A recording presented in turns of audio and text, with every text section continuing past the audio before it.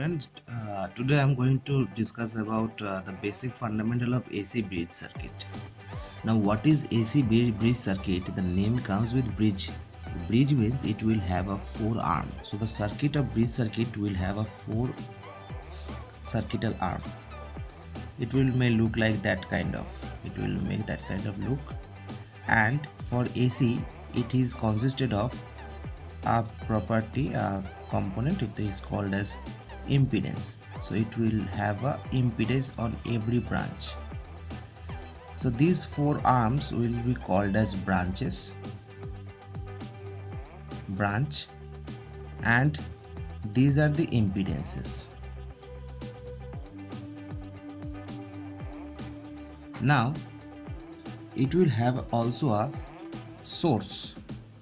So that circuit will be consist a source.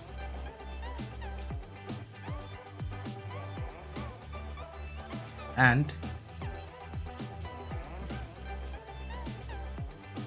the source of excitation will provide AC voltage to the bridge at desired frequency. Now for measurements of lower frequency, the power line may serve as a source of excitation. For higher frequency, electronic oscillators are used. So there should be a point where I can attach electronic oscillator, I can attach free headphones to measure. Now just let us name those impedances, because those may be not in same value. So just name it Z1, Z2, Z3 and Z4.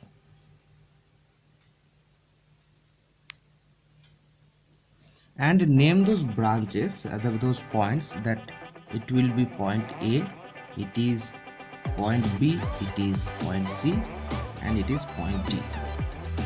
Now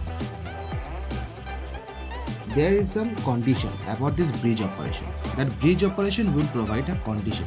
That condition is called as parallel bridge balance. So the condition will be called as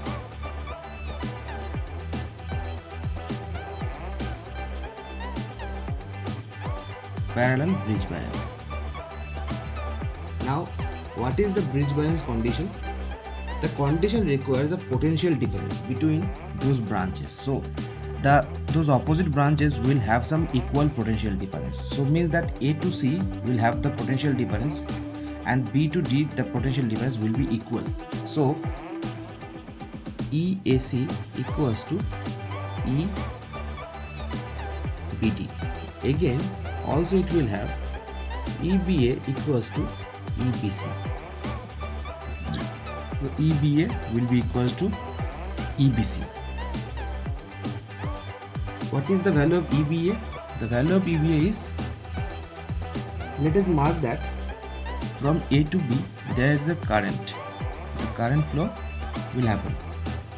Again that point the current flow will happen. So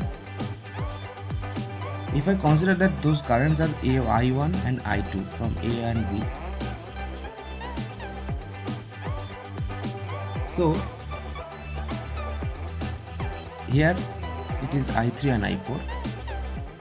Now EBA equals to EBC, that means I1 Z1 equals to I2 Z2. Now from that circuit I can say easily that I1 equals to I3, and what is the value of I3? It will depend on those impedances. Again here I2 equals to I4. Now what is I1? What is the value of I1? I1 will be I1 equals to I3 equals to, the supply voltage name is E, so E by Z1 plus Z2. Again for I2 it will be value of I2 equals to I4, and it is the value will be equal to E by Z2 plus Z3. So Z1, there was Z1 plus Z2, it will be Z2 plus Z3.